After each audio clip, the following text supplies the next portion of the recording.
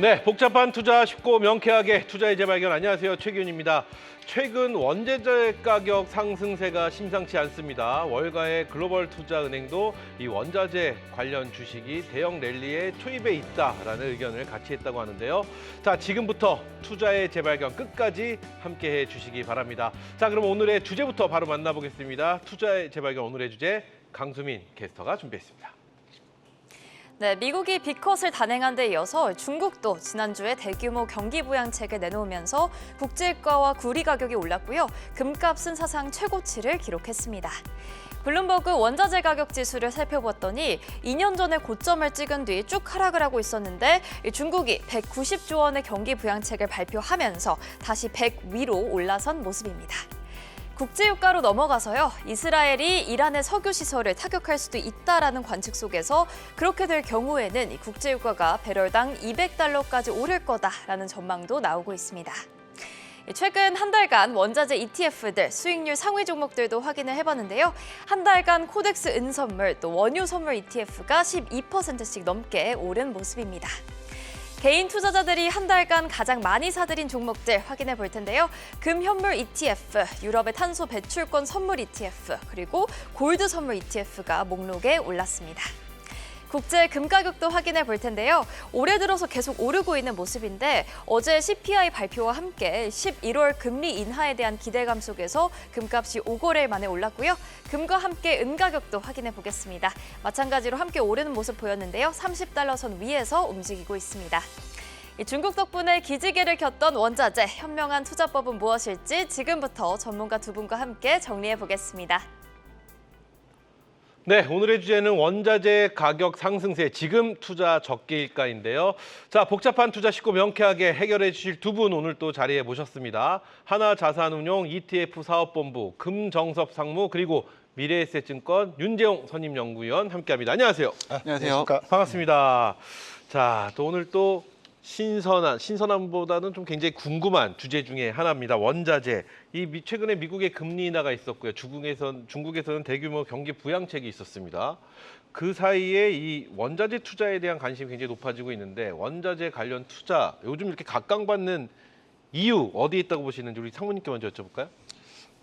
최근에 그 원자재 관련해서 관심이 좀 많아지셨는데 네. 뭐 어쨌거나 앞으로 여러 가지 정황상 가격이 좀 오르지 않을까 뭐 이런 생각을 좀 하시고 있는 것 같습니다. 일단 그 원자재라고 이제 통칭을 하고 있는데 네. 사실 원자재 종류가 굉장히 다양합니다. 그래요. 그래서 이거는 조금 나눠서 보셔야 될 것 같고요. 원자재는 기본적으로 그 에너지 관련된 그 원자재가 있고요. 두 번째는 이제 귀금속 관련된 귀금속, 네. 금이나 은이나 이런 게 있을 수 있고요. 그다음에 산업용에 쓰이는 산업용 금속들이 있습니다. 네. 예, 그런 부분도 있고 마지막으로 농산물 이렇게 좀 크게 나눠질 수 있을 텐데요. 그러면은 어떤 에너지 이 섹터들 중에서 어느 원자재에 투자를 해야 수익을 볼 수 있을까라고 했을 때는 사실은 이 방향이 똑같지가 않습니다. 그래서 그렇겠죠. 그 부분은 좀 체크를 하셔야 될 것 같고요. 기본적으로 원자재는 수요와 공급에 따라서 이제 가격이 움직일 거고요.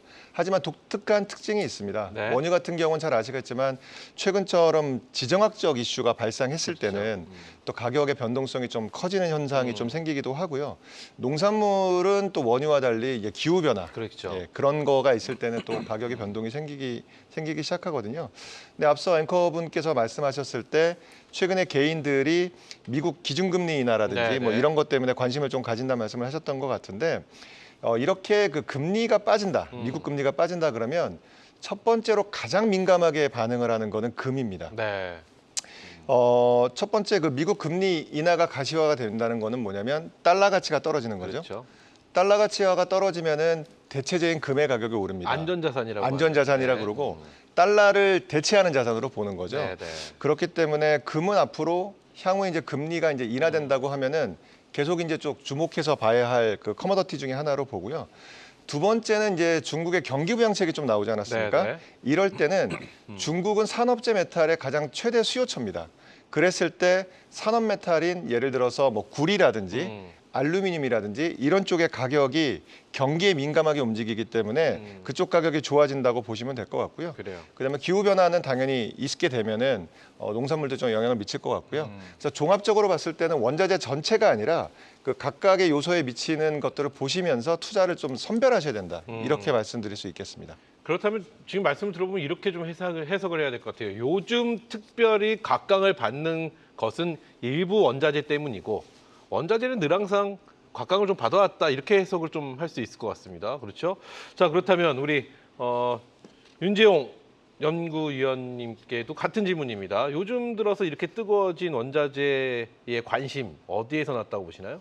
결국 이제 수요 원자재 역시도 상품 중에 하나죠. 네, 앞서 네. 이제 상무님 말씀해 주신 것처럼 이 수요 공급에 따라서 이제 가격이 결정이 되는 거고 그러다 보니까 이번에 중국 부양책이라든가 이런 것들 나오면서 결국 이제 수요가 확대될 거다. 그러면 결국 이제 어떤 가격 측면에서는 이제 올라갈 여력이 높아진다라는 기대감이 굉장히 좀 강하게 좀 반영이 되는 것 같아요. 특히나 뭐 중국 경기 부양책 굉장히 또 강력한 정책들이 좀 나오다 보니까 이제 어떤 구리라든가 철강이라든가 이런 것들 좀 장기적으로 좀 수요가 확대되지 않을까 이런 부분들 굉장히 좀 강하게 좀 반영이 되는 것 같습니다. 그리고 아무래도 이제 아까 이제 또 말씀해 주셨던 내용 네. 연장인데 어떻게 보면 이제 개별 원자재마다 그 어떤 수요라든가 공급 논리가 다 달라요. 그렇죠. 그러다 보니까 어떤 내가 원자재 전반에 대해서 접근을 하겠다라는 측면에서는 어떻게 보면 이제 뭐 인플레이션 해지라든가 혹은 뭐 자산 배분이라든가 이런 걸로 좀 접근할 수가 있을 것 같고요.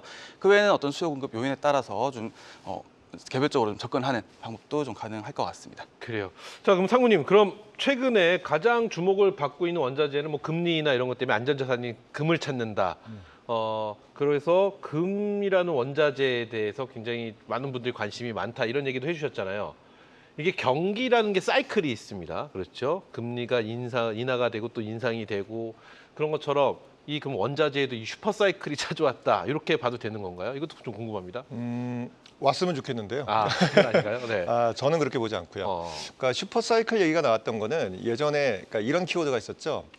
그 중국이 세계의 공장으로서 네. 미친 듯이 그 원자재를 빨아들였던 데가 있거든요. 그때는 원자재 슈퍼사이클이 있었습니다. 네네. 근데 최근은 사실은 중국 경기가 그렇게 좋지는 않고요. 그렇죠. 중국은 산업용 메탈의 굉장히 큰 수요자이기 때문에 그런 면으로 봤을 때는 그렇게 판단하기 좀 어려울 것 같고요. 일단은 그 슈퍼사이클이라기보다는 아까 처음에 말씀드렸듯이 좀 차별화되게 좀 보셔야 될 것 같고요. 그런데 생각보다 이 슈퍼사이클이라 그러면 원자재 가격이 굉장히 많이 올라야 되는데 네. 이 모든 원자재를 다 갖고 있는 지수가 있습니다. 네네네. 일반적으로 이제 원자재 가격을 볼 때는 두 가지를 좀 보는데요. 첫 번째가 그 골드만삭스에서 나온 지수가 있거든요. 그래요. 골드만삭스의 원자재 지수라는 게 하나 있고요. 두 번째는 이제 로저 워터스 원자재 지수가 있는데 이 골드만삭스, 그러니까 GSCI라고 하는데요. 이 지수 기준으로 보면은 코비드 사태가 있었던 2020년 동안 2020년부터 한 2년 동안은 굉장히 크게 올랐습니다. 예, 굉장히 크게 올랐는데 이거를 이제 슈퍼사이클이라고 표현할 수는 있겠지만 그렇지는 않고요. 좀 올랐던 이유는 좀 뒤에 좀 설명을 드리겠습니다. 네네. 근데 그 이후에 보시면은 2022년 하반기부터 피크아웃 치고 지금은 박스권으로 보셔야 돼요. 네. 최근에 약간 좀 고개를 들고 있지만 사실은 올해만 잘라서 보면은 상반기에 대략 종합지수 기준으로 GSCI 종합지수 기준으로 10% 정도 상승했는데요. 하반기 들어와서 반납하고 현재는 한 4% 정도. 예, 그러니까 생각보다 오른 건 별로 없습니다. 네. 예, 그래서 약간 좀 썰렁한 그런 상황이고요. 그런데 세부적으로 보면은 네. 이 종합지수 중에 에너지 섹터가 제일 비중이 크거든요. 에너지 섹터. WTI라든지 뭐 히팅 오일이라든지 이런 에너지 섹터가 한 60% 정도 되는데 여기는 지금 별로 오른 게 없습니다. 근데 몇 가지가 올랐는데 첫 번째는 금 가격이 좀 많이 네. 올랐고요. 비중은 작습니다. 금이 들어가는 거는 이제 귀금속 섹터인데 그 종합지수 안에 한 5, 6%밖에 안 되거든요. 하지만 가격이 좀 많이 올랐고 그 다음에 베이스 메탈이라고 하는 산업재 중에서 일부 그 커머더티가 많이 올랐습니다. 이렇게 좀 차별화되게 보셔야 되고요. 근데 이 말씀은 좀 드리고 싶어요. 네. 그 원자재 지수는요. 기본적으로 명목금리, 다시 말씀드리면 미국 국채 수익률하고 거의 유사하게 갑니다. 근데 한번 생각해 보시면은 최근에 와서 미국 금리가 빠진다고 했지 그 코비드 이전부터 해서 계속 금리를 올랐었거든요. 그렇죠. 금리가 올랐던 그때 명목금리가 올랐던 미국채 수익률이 올랐던 그 시기에는 원래 커머더티 가격이 오릅니다. 예. 그런데 이 원자재 지수 중에서 금리가 하락할 때 가는 원자재가 있어요. 네, 뭐가 있을까요? 그게 귀금속 섹터입니다. 아, 예, 금하고 은 가격 최근에 많이 오르지 않았습니까? 네네. 이거는 앞서 말씀드렸듯이 달러와 약세에 연관되어 있기 때문에 금리가 하락했을 때는 금이나 은 같은 귀금속 섹터 보셔야 되고요. 특히 최근은 아니지만 이 중국이 최근에 경기 부양책을 네. 넣었을 때는 구리라든지 알루미늄이라든지 이쪽이 사실 많이 들어가고요. 네. 그리고 그 해당 섹터 같은 경우에는 펀더멘탈도 굉장히 좋습니다. 그렇기 때문에 차별화되게 좀 골라서 그래요. 투자를 하셔야 될 것 같습니다. 좋습니다. 앞서 2020년부터 22년까지의 굉장히 큰 폭의 상승, 저 뭔지 알 것 같아요. 코로나 아닌가요? 코로나? 그렇죠. 예. 그렇죠. 그래서 팬데믹으로 인해서 곡물이나 곡식이나 이쪽에 대한 원자재 가격이 천정부지로 오르지 않았을까 이런 생각도 해보는데 결국은 원자재에는 슈퍼사이클이 존재하지는 않네요. 뭐 사이클이 있을 수는 있는데요. 네. 아까 말씀드린 거는 현재가 슈퍼 사이클에 들어가는 거냐고 했을 때는 그렇게 보기에는 좀 쉽진 않은 것 쉽진 같습니다. 않다. 네네. 좋습니다. 자, 그렇다면 오늘의 주제 원자재 가격 상승세 지금 투자 적기일까인데요. 이 투자 자체가 생소한 이 원자재 또 여러 어려운 용어들 때문에 투자가 더 어렵다고 느껴질 수 있습니다. 원자재 투자하기 전에 알아두면 좋을 투자 용어들 1분 안에 해결해 드립니다. 오늘의 핵심 1분 컷 출발합니다.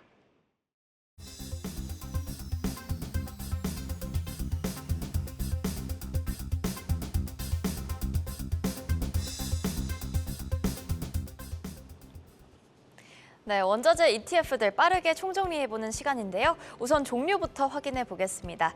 원자재는 크게 에너지와 금속, 농산물로 나뉩니다. 이 에너지에는 원유와 천연가스, 석탄 등이 있고요. 금속 원자재 안에는 철광석, 그리고 대표적인 비철금속 6개가 있습니다. 구리, 알루미늄, 아연, 니켈 등이 있고요. 마지막으로 농산물에는 3대 곡물로 불리는 밀과 콩, 옥수수가 대표적이고요. 설탕과 커피, 코코아, 돈육 등 또 다양하게 있습니다. 각 종류별로 국내에 상장된 ETF들 예시를 가져와 봤는데요. 일단 에너지 ETF로는 원유 선물 인버스, 환해지 ETF들, 그리고 금속 ETF로는 팔라듐 선물 ETF가 있고요. 농산물 ETF로는 3대 농산물 선물 ETF 등이 예시로 있습니다. 이 금속 ETF를 다시 보시면 에이스 KRX 금현물 ETF는 국내 최초로 금현물에 투자하는 ETF고요. 타이거 구리 실물 ETF는 국내의 원자재 ETF 가운데서 유일하게 실물을 기초자산으로 하고 있는 ETF입니다. 조달청 창고에 보관이 되어 있다고 하는데요. 나머지는 다 선물 계약에 투자를 하고 있는데 그 이유는 과연 무엇일까요? 사실 원자재는 현물로 거래하기가 어렵기 때문에 대부분은 선물에 투자를 하고요. 실제 원자재를 직접 보유하는 현물 ETF와 다르게 선물 ETF는 환해지가 가능하고 또 보관 비용이나 운송 비용이 들지 않기 때문입니다. 선물은 만기가 되면 실제로 현물로 받아야 하는데 굉장히 곤란해지겠죠. 이 현물을 받는 만기를 연장하는 걸 롤오버라고 합니다. 만기가 다가오는 선물을 팔고 다음 만기인 선물을 매수하는 건데요. 이때 롤오버 비용이라는 게 발생합니다. 콘텐고와 백워데이션이라는 용어를 좀 정리를 해볼 텐데 콘텐고는 근월물 가격보다 차 근월물의 가격이 더 높은 경우를 의미하고요. 백워데이션은 근월물의 가격보다 차 근월물의 가격이 더 낮을 때를 의미합니다. 예시를 들어볼 텐데요. 30달러를 주고 10월물을 샀는데 11월물로 갈아타려고 봤더니 11월물은 가격이 31달러로 올랐다면 여기는 1달러라는 롤오버 비용이 발생하는 겁니다. 이번에는 11월물을 팔고 12월물로 넘어가려고 했더니 이번에는 12월물의 가격이 30달러네요. 이럴 경우에는 1달러라는 롤오버 이익이 발생하게 됩니다. 원자재 선물 ETF 투자하실 때 롤오버 비용도 잘 체크해 두시면 좋을 것 같습니다.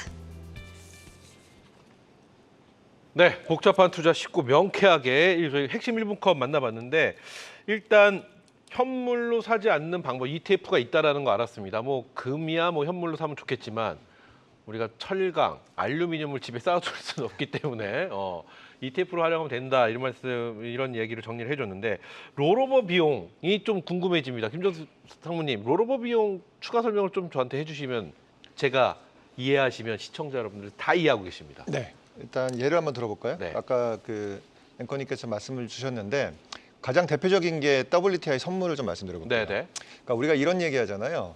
WTI 가격이 70불에서 75불로 올랐다. 네, 70불에서 75불로 올랐다. 네. 그러면 투자자 입장에서 5불을 먹고 싶은 투자처를 찾고 싶잖아요. 그렇죠. 그럴 때는 WTI 원물을 들고 계시면 됩니다. 그러면 가격을 휘발유 가격이 오르는 만큼 전체 이익을 다 받을 수가 있어요. 그래요. 근데 앞서 말씀드렸듯이 그렇게 할 수가 없죠. 그러니까 가장 손쉽게 할 수 있는 거는 선물을 사는 겁니다. 네. 근데 선물을 사는데 이 선물은 독특한 특징이 있어요. WTI 원유 선물은 매월 만기를 연장을 해야 되거든요. 매월 만기를 연장을 해야 되는데 예를 들어서 유가가 오를 거라고 생각을 하면 70불인데, 그러니까 1월물이 있고 2월물이 있다고 칠게요. 네. 그러니까 1월 달에 1월물을 샀는데 70불에 네. 2월 달에 가서 2월물을 갈아타야 되잖아요. 근데 이게 유가가 오를 거라고 생각하면은 비싸게 갈아타야 되지 않습니까? 네. 그때 손해가 발생하는 겁니다. 근데 여기서 이제 문제가 뭐냐면 유가가 오를 것 같아서 선물을 샀는데 네. 살 때마다 롤 비용이 발생하게 되면은 손실이 생기는 거 아니냐 이렇게 얘기할 수 있는데요. 그거는 약간 좀 상황이 좀 다릅니다. 네. 좀 길어질 것 같은데 좀 간단하게 말씀드리면 그냥 네. 이렇게 외우시면 될 것 같아요. 커머더티 시장이 굉장히 많은데요. 콘텐고일 때 예를 들어서 착은 얼물이 비쌀 때는 손실이 나는데 네. 대부분의 그 커머더티는 그냥 콘텐고라고 보시면 됩니다. 콘텐고인데 그 롤을 할 때 손실이 별로 안 납니다. 원유만 문제돼요. 원유만. 원유만 문제입니다. 그래서 원유는 그 유가가 오를 때라고 생각할 때 이게 콘텐고인지 백워데이션인지를 체크하고 투자를 하셔야 되고요. 다행히 원유 시장은 대부분 백워데이션입니다. 그래요. 대부분 백워데이션이고요. 특정 시점에 콘텐고일 때가 있는데 그때만 조심하시면 되고요. 그 이외에는 콘텐고 시장이긴 하지만 손실이 별로 안 난다. 이렇게 이해하시면 될 것 같습니다. 좋습니다. 지금 말씀이 이해되신 분도 계시고 무슨 말이지 하시는 분도 계십니다. 그럼 저희 다시 보기 있거든요. 뒤로 돌리셔서 1분 핵심 컷부터 다시 보시면 이 말씀 확실하게 좀 이해가 되지 않을까 싶습니다. 자, 그러면 지금부터는 원자재별 이슈에 대해서 좀 저희가 하나씩 살펴볼까 합니다. 먼저 첫 번째 유가를 좀 봐야 되는데 유가 요즘 뭐 지정학적 리스크로 인해서 유가 뭐 이란과 이스라엘 그리고 뭐 이스라엘이 이란의 원유 시설을 공격하게 되면 유가가 배럴당 $2,000까지 갈 수 있다라는 전망도 나오고, 그렇게 못한다. 미국이 제재할 것이다. 그러면서 뭔가 굉장히 혼돈 속에 있는 유가입니다. 자, 유가 어떻게 보시는지 우리 윤재용 연구위원님께 한번 먼저 여쭤볼까요? 유가 전망 어떻게 하고 계세요?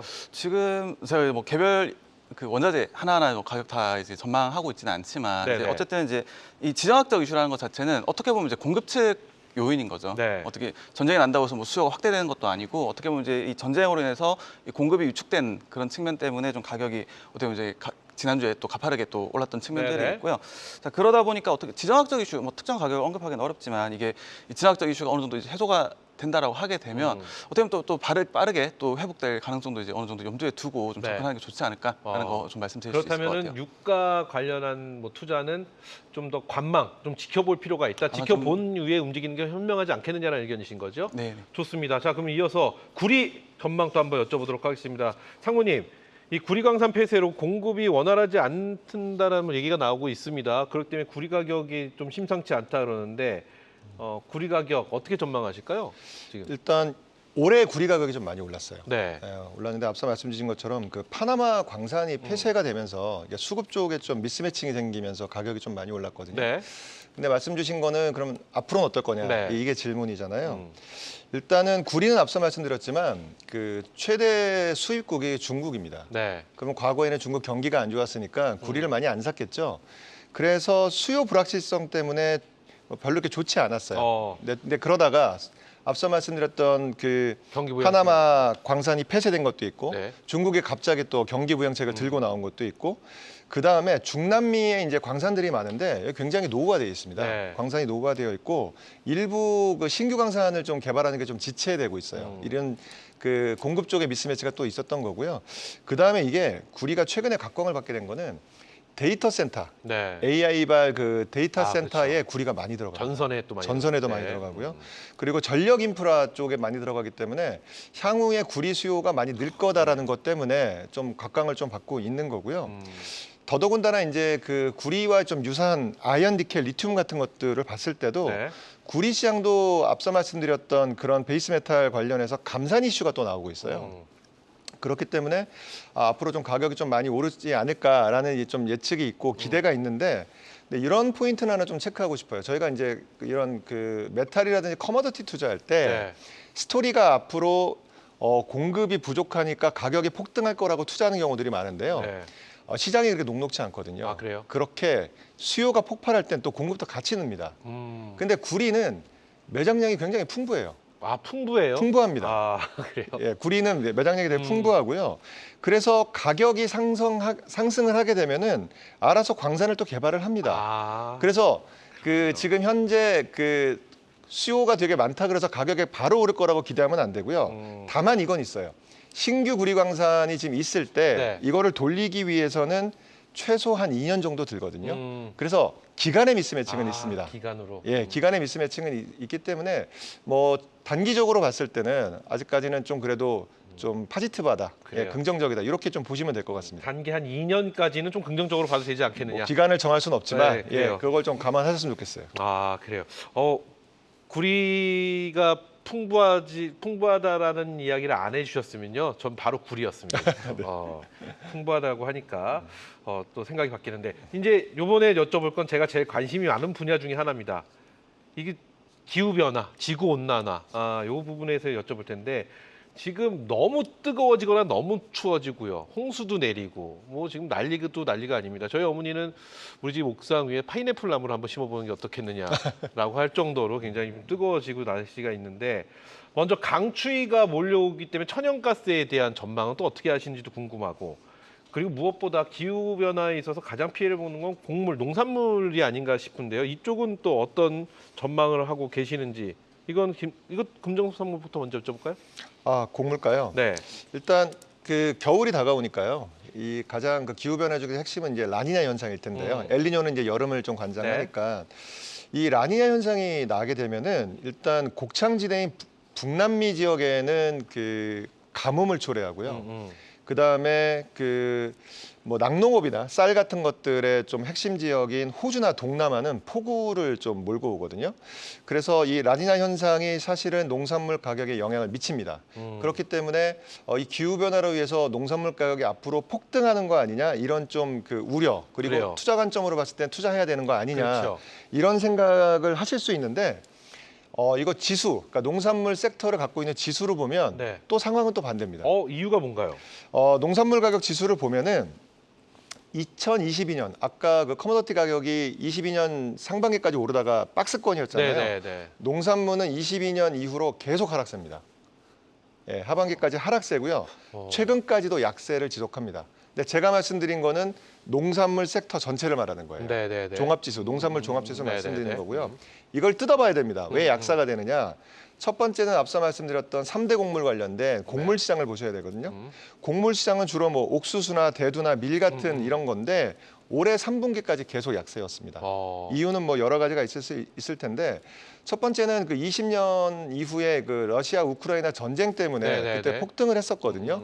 근데 그 이후에는 약간 분기별로 지속적으로 하락을 했는데 첫 번째는 미국에서 공급이 늘어났습니다. 북반구의 파종과 작황 수확 전망이 개선됐고요. 그렇기 때문에 공급 시장에 다시 이제 가격 하방을 좀 막을 수 있다고 생각하는데 어쨌거나 지금 약세고요. 이 종합 지수 중에서 농산물 종합 지수 중에서 저희는 그 소프트 커뮤니티라고 하는데 네. 소프트 시장 원당 그러니까 설탕이죠. 네네. 그다음에 커피, 코코아 이쪽은 폭등했습니다. 아, 그래요. 예, 이쪽은 그 빈번하게 이제 공급 차질이 좀 있는 분야고요. 그 다음에 회복도 좀 지연이 되고 있기 때문에 코코아는 분기별로 지금 100%씩 올랐었거든요. 엄청나네요. 예, 많이 올랐습니다. 그러니까 변동성이 엄청 큰 시장이거든요. 네네. 그리고 커피는 중국하고 인도가 마시기 시작했다고 하더라고요. 예, 그래서 커피 수요가 굉장히 증가를 했고요. 네네. 근데 이걸 생산하는 대표적인 곳이 이제 브라질인데요. 네. 이쪽에 기후 변동이 심해서 지금 공급이 좀 어렵다고 합니다. 그래서 그 투자자 입장에서는 이 전체적인 지수로 봤을 때는 사실 약세인데 그렇다고 코코아, 커피 이렇게 투자할 거냐 이게 좀 어렵기는 한데요. 좀 이것도 분리해서 좀 보셔야 되겠다. 좀 필요가 있다. 예, 그렇게 좀 말씀드릴 수 있을 것 같습니다. 좋습니다. 그러면 우리 윤재용 선임연구위원께서는 천연가스는 어떻게 보시나요? 지금 뭐 우리나라도 계절이 이 계절로 좀 변할 것 같다는 느낌이 네. 있긴 합니다. 천연가스도 좀 우리가 관심 있게 봐야 될 부분인지 않을까 싶은데 어떻게 보실까요? 지금 뭐 천연가스 근데 사실 이제 그 천연가스라는 원자 자체가 변동성이 굉장히 큰 원자재예요. 그래서 이제 어떤 천연가스 기반한 뭐 전방향 혹은 뭐 레버리지 관련된 ETN들 보면 네. 등락률 자체가 굉장히 높게 나타나고 있는 상황이고요. 일단 뭐 수요 공급 측면에서 보면 이 천연가스 자체는 굉장히 좀 그 어떤 매장량이 굉장히 풍부한 자원 중에 하나로 보시면 될 것 같아요. 그래요. 그러다 보니까 어떤 가격 상승 구간에서 어떻게 보면 굉장히 어떤 공급이라든가 이런 것들도 함께 늘어날 수 있는 원자재다라고 좀 보시면 될 것 같고요. 다만 이제 어떤 이제 천연가스 재고라든가 그런 부분들이 좀 있다 보니까 최근 들어서 조금 이제 상승률이라든가 이런 것도 좀 지속을 하고 있어서 이런 부분들 좀 같이 보시면 좋을 것 같긴 합니다만 그래요. 앞서 말씀드렸던 것처럼 이 변동성 자체가 워낙 큰 원자재다 보니까 좀 이런 부분들 좀 유의해서 좀 접근하셔야 되지 않을까 싶습니다. 그래요.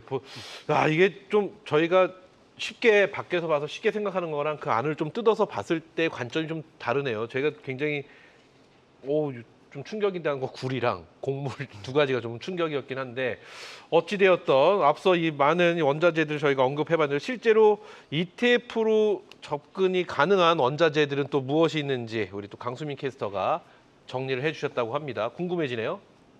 네, 원자재 ETF를 종류별로 국가별로 나눠서 정리를 해봤는데요. 우선 에너지입니다. 이 에너지 전반에 투자하실 수도 있고요. 미국의 경우는 인베스코 DB 에너지 펀드가 예시가 되겠고 WTI 원유 관련 상품들, 또 가솔린과 천연가스 상품들도 있고요. 국내에는 가솔린 관련 ETF는 안 보이는 모습입니다. 이제 산업금속으로 넘어가 봐서요. 이 산업금속 전체에 투자하는 ETF들이 있고요. 닥터 코퍼라고 불리는 구리 ETF들. 앞서 설명드렸던 타이거 구리 실물은 이 실물에 투자하는 유일한 원자재고요. 일본에는 구리 선물에 투자하는 ETF만 보입니다. 이 철광석 ETN의 경우는 국내에만 있고요. 일본에는 니켈 상품이 상장되어 있습니다. 네. 이제 귀금속도 살펴볼 텐데요. 금 현물에 투자하는 에이스 KRX 금 현물, 또 미국에는 SPDR 골드 시어즈가 있고요. 금 선물 ETF에는 미국엔 없고요. 은 선물 ETF도 국내에만 코덱스 은 선물로 운영되고 있습니다.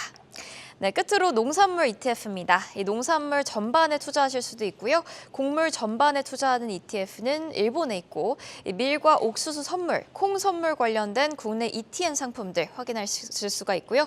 설탕 선물 ETF는 미국에만 상장이 되어 있습니다.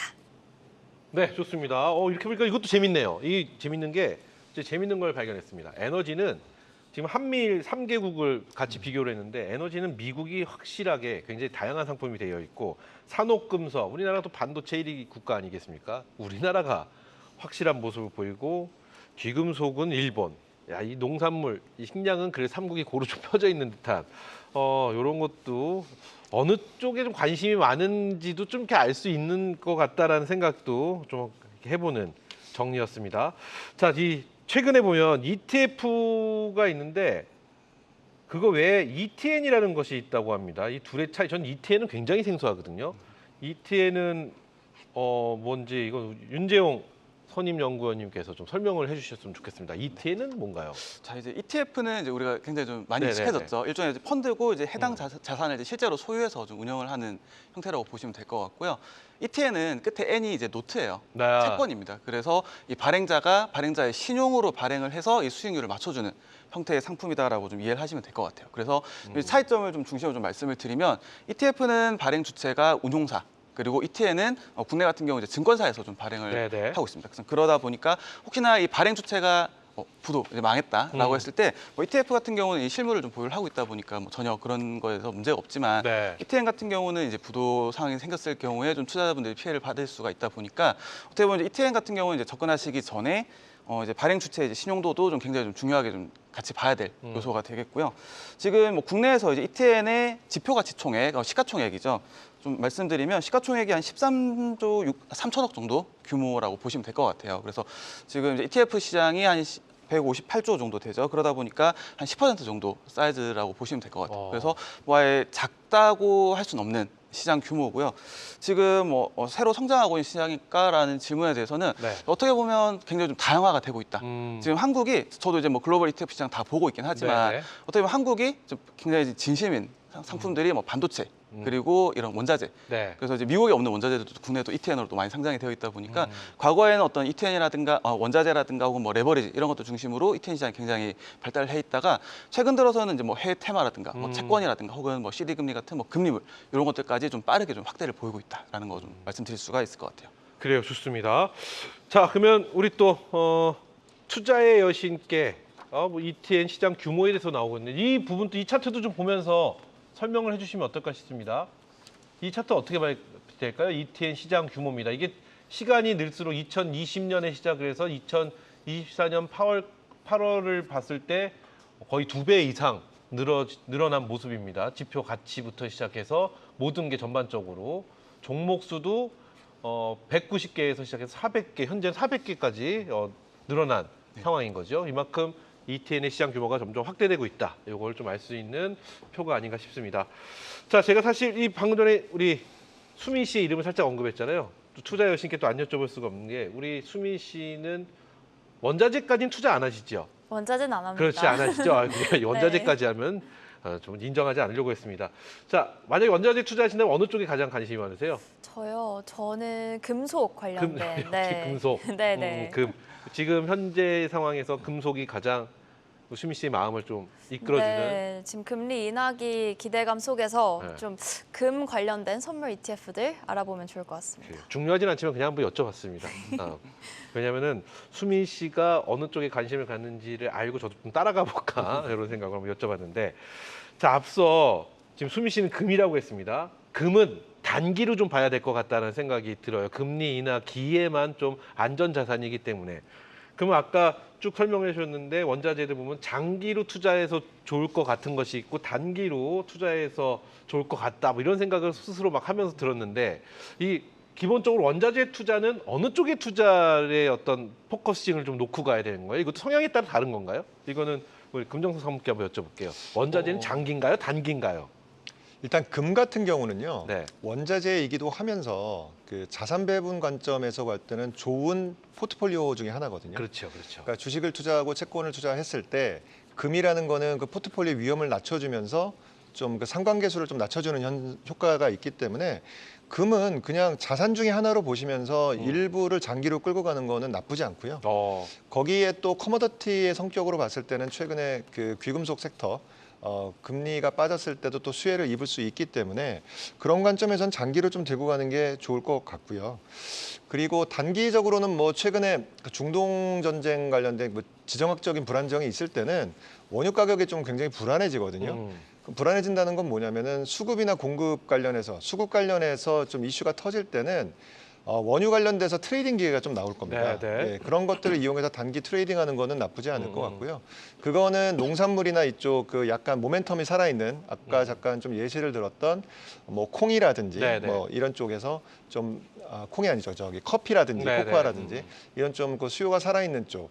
그 다음에 그 베이스 메탈 쪽에서는 산업용 메탈 중에서는 그 현재 구리라든지 알루미늄 같은 이런 쪽에서는 단기 트레이딩이 좀 있을 것 같고요. 하나 좀 덧붙이면은 앞서 보시면은 이걸 투자할 때 살 수 있는 미국 시장에 있는 ETF들이 좀 많이 나와 있는데 그거 사실 이름은 다 똑같은데 투자 방식이 다 다릅니다. 그래요?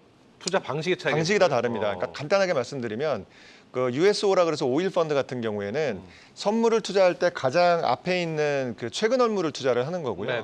아까 보셨던 그 DB 그 옵티멈 일드 ETF 같은 경우에는 투자할 때 저기 끝에 있는 12월물을 샀다가 지금 2월인데 예를 들어 1월인데 12월물 샀다가 6월물 갔다 왔다 갔다 하거든요. 움직임이 다릅니다. 그렇기 때문에 그 어떻게 투자하고 있는지를 좀 체크하셔야 될 것 같습니다. 그래요.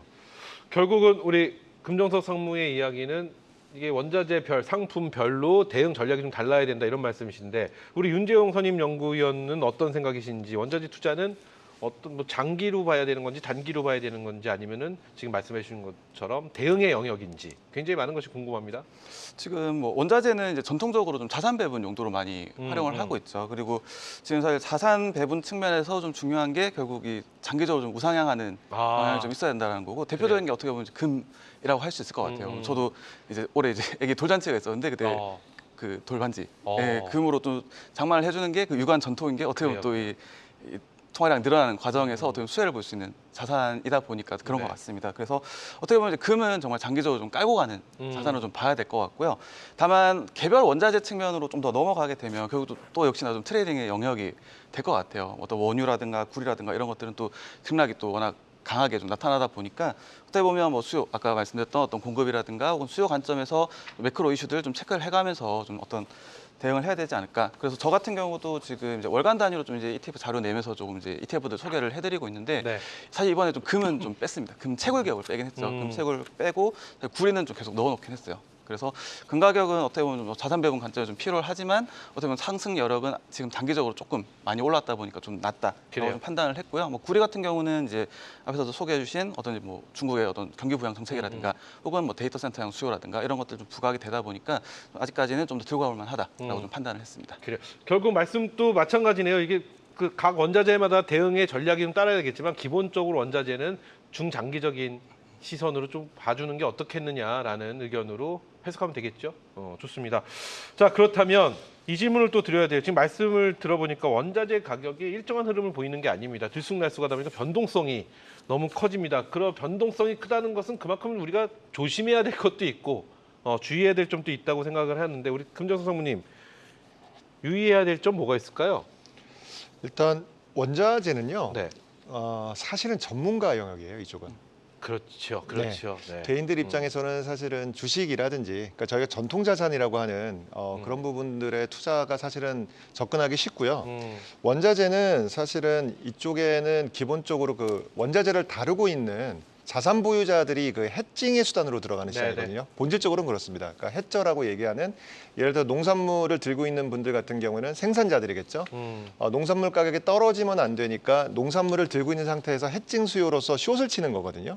그런 시장이 있고요. 그다음에 투기적 거래자들이 좀 들어오는데 이 원자재 시장은 주식과 달리 주식은 주식을 보유한 상태에서 매도를 할 수 있지만 원자재는 보유하지 않고 숏을 칠 수가 있거든요. 그렇기 때문에 사실은 기초 자산이 없어도 가격 하락이 좀 증폭될 수 있는 그런 시장입니다. 그리고 사실은 증거금 일부만 내면은 사실은 수십 배의 레버리지를 좀 거래할 수 있는 상품이기 때문에 사실은 전문가 시장이고요. 그래요. 예, 사실은 전문가 시장이고요. 그렇기 때문에 자신 있는 영역에 들어가셔야 됩니다. 그래요. 예, 금 같은 건 상관없고요. 그리고 본인이 보실 때 구리 쪽에 하고 있는 섹터에서 뭐 근무를 하신다거나 그쪽의 수요 공급 같은 걸 좀 파악할 수 있으면은 각각의 영역에 맞게 투자를 하시는 게 좋을 것 같습니다. 좋습니다. 그러면 짧게 우리 윤재용 우리 연구위원님께도 여쭤보겠습니다. 그러면은 원자재는 전문가의 영역이라고 제가 인정합니다. 그렇기 때문에 원자재를 생산하는 회사에 또 투입하는 우리가 보통 말하는 주식처럼 투자를 할 수 있는 그런 상황이지 않습니까? 이거는 어떻게 보시는지 이 부분으로 접근하는 것도 하나의 좋은 방법이라고 보시나요? 저는 짧게 굉장히, 한번. 네, 저는 굉장히 좋은 방법을 생각을 네. 하고요. 좀 초보자 특히나 뭐 초보자 입장일수록 그런 개별 기업 위주로 좀 접근하자라고 말씀을 좀 드리고 있어요. 왜냐하면 원자재 자체는 뭐 선물이라든가 이런 롤오버라든가 이런 것들 분명히 작용을 할 거고요. 대신에 뭐 개별 기업 접근하게 되면 좀 상대적으로 좀 장기적으로 뭐 그런 비용 없이 어떤 뭐 배당 받아가면서 어떤 것들을 좀 더 누릴 수 있는 측면이 있다라고 보고 있습니다. 좋습니다. 자, 복잡한 투자 쉽고 명쾌하게 투자의 재발견. 오늘의 주제는 원자재 가격 상승세 지금 투자 적기일까였는데요. 그렇다면 오늘의 전략 한번 만나보겠는데 오늘은 투자 전략으로 한번 가보도록 하겠습니다. 자, 우리 먼저 금정섭 대표님 투자 전략 팁 짧게 어떤 팁으로 접근하면 좋을까요? 투자 전략 팁이요. 네. 계속 똑같은 얘기인데요. 금은 그냥 좀 쭉쭉 끌고 가면 괜찮을 것 같고요. 네. 그다음에 지금 현재 뭐 4차 산업의 혁명이 일어나고 있는데 데이터 센터나 이쪽에 쓰이는 구리 같은 것들도 단기적으로 좀 트레이딩 영역에 있는 것 같고요. 그래서 원자재 투자 초보자라면은 금 중심으로 가는 게 저는 가장 합리적일 거라고 보고 있습니다. 지금은 금이다. 네. 이렇게 말씀하시면 되겠죠. 자, 그러면은 우리 윤재용 선임연구위원님 전략 지금은 뭔가요? 저도 역시 뭐 금은 어느 정도 깔고 가자. 지금 그리고 깔고 가자. 구리에 대해서는 수요 확대 부분에 대해서 좀 이제 가져가는데 앞서 말씀드렸던 것처럼 개별 기업들, 그 구리 채굴이라든가 이런 쪽들도 같이 살펴보면서 가자 말씀드릴 수가 있겠습니다. 네, 좋습니다. 이렇게 해서 저희가 지금은 무엇이 필요한지 투자 전략까지 살펴봤습니다. 자, 여기까지 시청자분들의 궁금증까지 저희가 또 쉽고 명쾌하게 풀어봤는데 오늘 함께해 주신 두 분 그리고 강수민 캐스터는 여기서 인사드리도록 하겠습니다. 오늘 함께해 주셔서 감사합니다.